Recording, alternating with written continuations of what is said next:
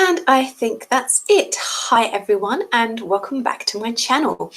For those new here, my name's Nikki. I'm an author and editor and I post videos here on YouTube about writing, editing, reading and all the other things I love.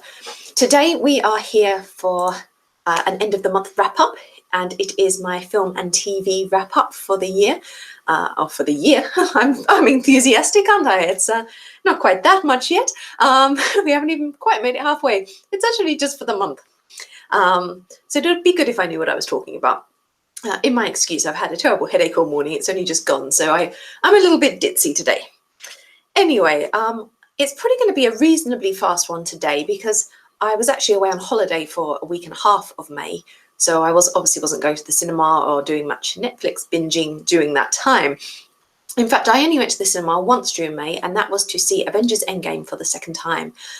Now, I have already told you about it, obviously, from my first viewing, so I'm not going to go over it again, except to say that I loved it just as much as the first time, possibly even more, because in this second go-round I was able to not ignore the plot, but I was able to catch some of those little extra moments and lines and things that were put in for fans that I didn't necessarily spot the first time when I was concentrating on just keeping up with what was going on. So I could easily go and watch it a third time, but I shall restrain myself because there are some other new films coming out I'd like to see in June, and I haven't got unlimited time and funds. So I will have to wait for the DVD of Endgame to see it again, but that's only going to be a few months away, so I think I can manage to hold out until then. I have, however, watched a handful of films and TV series on streaming and the like, so I will tell you about those now. First off, I watched Winter's Tale on Netflix the other night. Now, this is a film from, I think, about 5 years ago, based on a book, and it stars Colin Farrell and Jessica Brown-Findlay. And it's kind of a time-traveling fantasy romance. I actually didn't know a huge amount about it when I went in to watch it. It was just last night my husband was out at a meeting and I just wanted something I could put on while I sat and actually started to draw out the different week plan things and spreads for my 2020 bullet journal because I'm that organised. And I just wanted something I could have on in the background and look up at occasionally and didn't have to concentrate on too much, which ruled out any of the SBS foreign films. So this piece, without giving too much away, it's essentially a story of true love, but true love that's foiled by an untimely death. And there's all sorts of sort of demons and angels involved, although in a slightly weird extent. I mean, I think that's where this film fell down for me. There were moments that I really loved. I was crying a few times, and there were things about the plot I really enjoyed, but there were also aspects of it that felt a little underdeveloped, and the pacing was sometimes a bit difficult. And one of the underdeveloped things was this sort of world building of exactly what was going on with the demons and angels, because they kind of just appeared when the plot needed them, and then that was it. There's a flying horse though, so if you love horses and flying horses, this is a film for you. It's watchable. I'd give it about a 3.5 stars. It was enjoyable enough. It was entertaining. It just wasn't perfect, and as such, it's not one that I'd want to go back to again and again and again. I'm interested to see what the book's like, actually. Maybe in the future I'll check it out just to see whether the issues stem simply from the adaptation or whether it's just something that's not quite right with the story to begin with. But look, if you're just looking for a bit of fantasy to watch, you don't want to have to concentrate too much, you don't mind a bit of tear-jerking here and there, then this is the book for you. The film, sorry, I should say. I told you I was ditzy today. Moving on. Another one, in fact, all of these films, the remaining two as well, are ones I watched on Netflix. Next up's Inferno. So this is the adaptation of the Dan Brown book. I hadn't seen this one. I had seen Angels and Demons and Da Vinci Code, and I have read both those two books, and I never went on to read Inferno because I'm not a big fan of Dan Brown's writing. I actually think these stories work better as films, where you can just treat them as like an entertaining adventure story, and yes, there's implausibilities and nonsense going on in the plot, but you can let that go a little bit more in film, I think, than you can in fiction.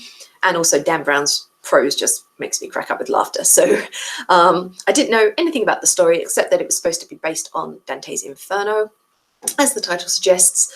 Look, I think this is the weakest of the three films, honestly.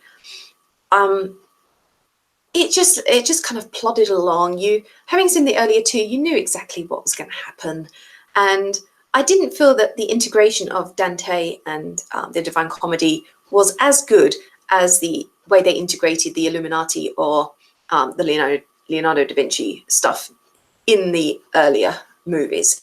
There were a few references to Dante and Dante's Hell, and otherwise it just carried on without them perfectly fine, and it was more of a like a virus is going to be unleashed and the world's going to end scenario type film. The mystery element I thought was lacking a bit in this one. And I also thought the performances were a little bit tired. I never really bought our sort of female lead. I'm just trying not to spoiler it too much. And even Tom Hanks looked a bit fed up of the same thing over and over again. So look, if you haven't watched any of them, I wouldn't start with this one. And if you've watched the other two, I think you could take it or leave it. If you just want something you can put in the background while you do some other stuff, then it's perfectly fine, but it's not going to win any major prizes.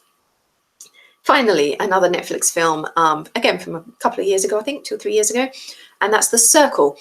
And this is Tom Hanks again, actually. It's like I've had a Tom Hanks thing this month, but anyway, and Emma Watson. Do I mean Emma Watson? Yes, I do. And this is okay, actually. Again, it's not a perfect movie. I don't think it's one I want to watch again and again every single night for the rest of my life. But I found it an entertaining movie, one that I did want to sit and pay attention to and watch. It kind of has the scenario of a future world, or not too distant world, in fact, where social media has all these different ramifications for our lives. There's an element of a thriller about it, but I felt it was more an exploratory piece. And the only thing I didn't really like about this was it kind of went a different direction than I expected, and so did Emma's character. And her name's May.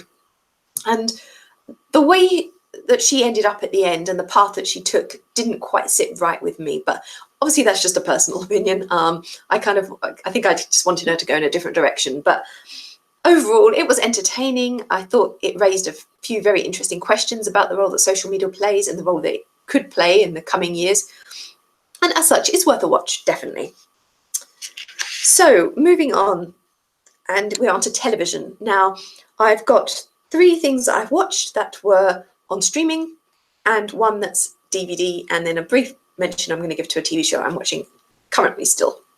So first off, with the streaming, on SBS On Demand, I watched Das Boot, which is a German series set mostly on a submarine. It's set during World War II, and we're on a German submarine. And there's all sorts of mutiny and various things going on. Meanwhile, there's a bit of a plot going on back in the French port where the Germans are using as their base. And one of the submarine guy's sisters is there.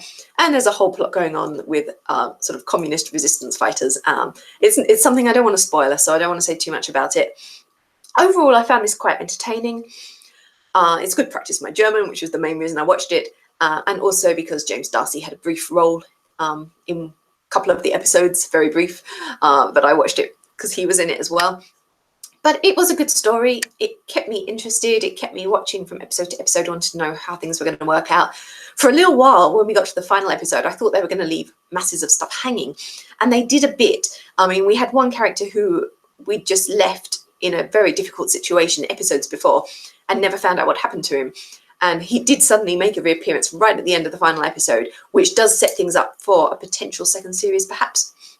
So I'll wait and see what happens with that. But yeah, if you want a sort of war drama with a bit of romance, a bit of action, then it's definitely worth checking out. It was only a few episodes long, I think 8 episodes.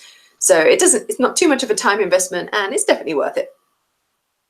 Next up, on Netflix, I watched season 2 of the Frankenstein Chronicles. I really loved season 1. Season 2 for me was still good. I still enjoyed it. I found it entertaining. I was keen to keep watching and find out what would happen, but I don't think it had quite the magic for me that the first season did. We've got a lot of the same characters back and a bit of a new storyline going on that kind of extends on from the first series, but it just didn't quite captivate me as much as the first. But if you watch the first, then it's definitely worth continuing to the second, and just to see what's happening and how things progressed from the end of that initial season. If there's another season after this, I probably would watch it, but it definitely didn't quite grip me as much in the second set of 6 episodes. Next up, we watched season 4 of Lucifer, now that it's migrated to its new home at Netflix. Only 10 episodes.